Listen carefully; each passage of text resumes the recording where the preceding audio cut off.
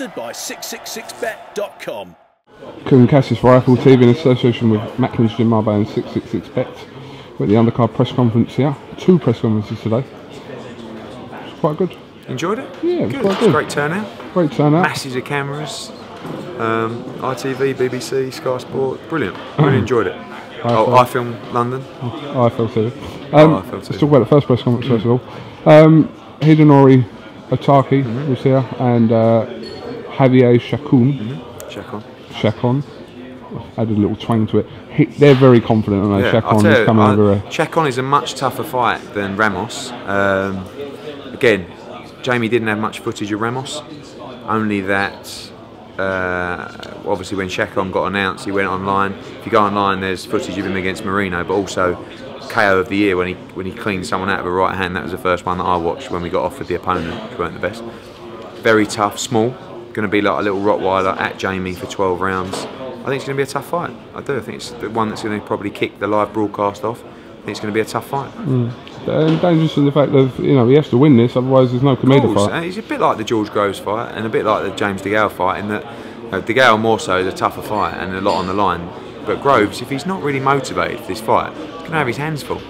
And you don't want to be slipping up. None of those boys want to be slipping up at this stage. Quigg, Otaki surprised me with his size.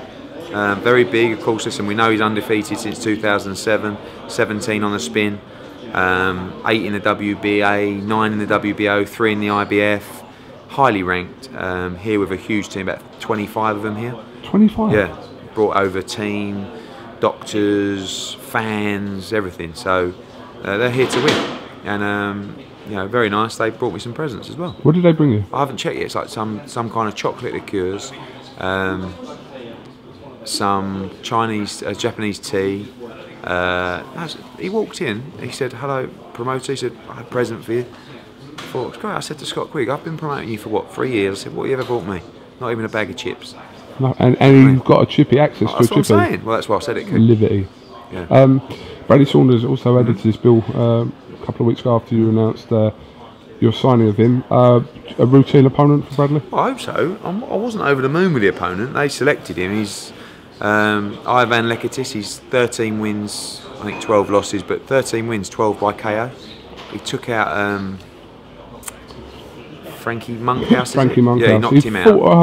O'Hara Davis as well. Yeah, he knocked Monkhouse out, lost to Davis. But I mean, he's lively. But that should be a. Oh, was that fight? Oh yeah. The one where he beat Monkhouse. Oh.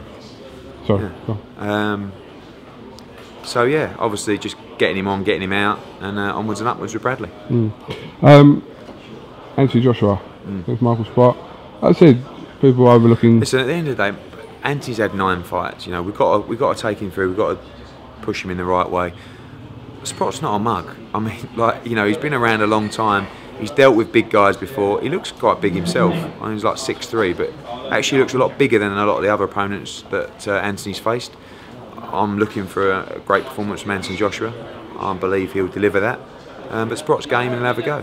And I think, fingers crossed, it's relatively routine. But on the other hand, I hope Sprott gives him some troubles, and I hope he hits him on the chin. Last time he got hit on the chin, Joshua, was against Baktov, and he smiled and laughed. You hope he hits him on the chin? I do hope he hits him on the chin.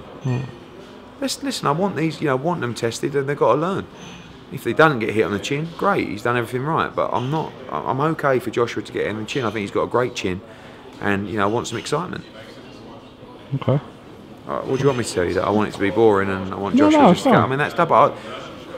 But when I've asked him about this earlier on, he's like about Who? 6 months ago about Joshua about this, and he's gone about his chin being tested. He said, "What do you want me to do? Do you want me to stick my chin out just so people can know whether I want?" I guess what I'm saying is he got chinned against Baktov, and he just laughed. So as we step up the opposition, you want him to be in fights where he's going to learn.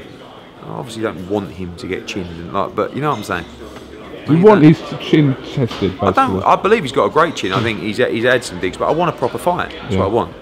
So, when we made the fight 3 months ago, everyone was going, "Wow, Sprott was a great fight." But of course, the way he's progressed, people now say, "Is it a step up?" Not so sure.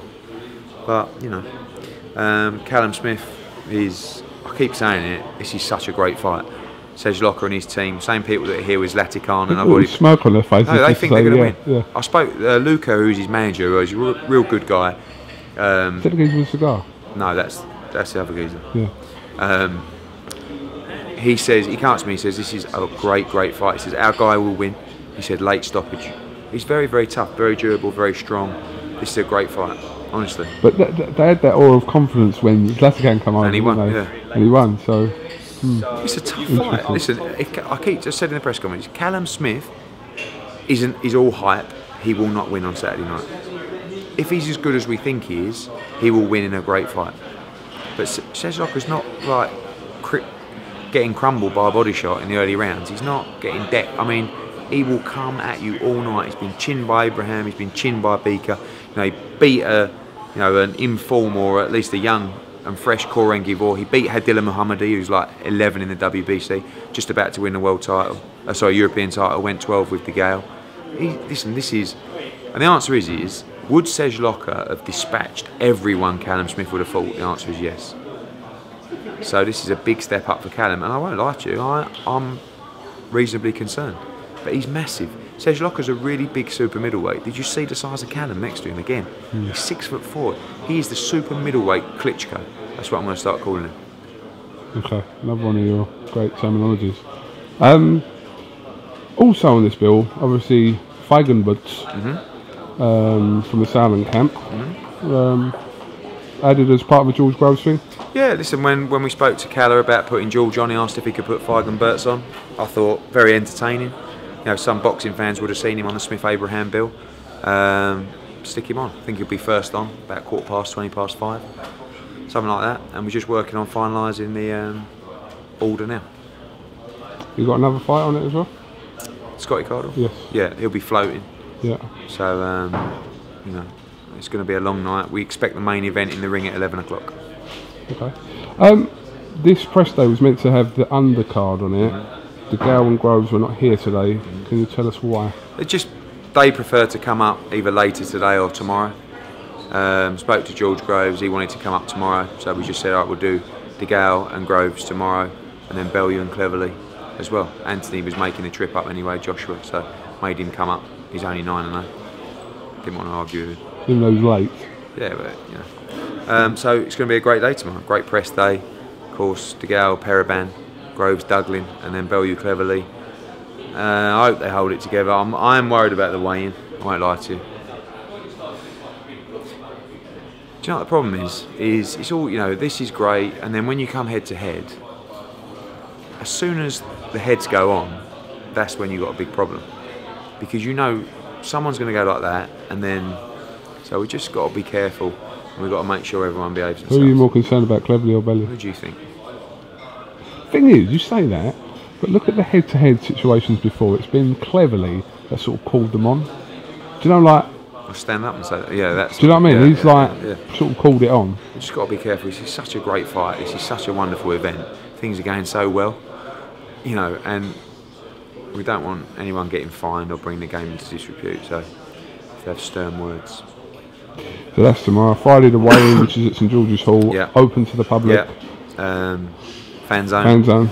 Josh Warrington, Brian Rose, Tommy Coyle, Stephen Smith, Paul Smith, Rocky Fielding, loads of fighters coming down to see the fans, so get yourself down. Alright, what's your plan for the rest of the day? I'm shooting back to London for some meetings, and then I'm back up again tomorrow. Anything up and down interesting like going to meet? What? Anything interesting going to meet anyone? Yeah, quite a few. Who? Just new fighters. Yeah, just signed Charlie Finn today. He won a gold medal in the Commonwealth Games, young Scottish boy, very excited about him. And another young amateur being announced next week, and a couple of big other signings coming before the year's out. Interesting. Alright, no other news to tell us? I'd love to, but just need a couple more days. Yeah. I eavesdropped on some more of your conversations. You haven't been around. You missed a lot on the train today, I tell you. No, I didn't. I heard a lot on the car the other day where you thought I was asleep. Oh. A lot of stuff about Frotch. We're getting there. Alright, thank you very much, Eddie Hearn.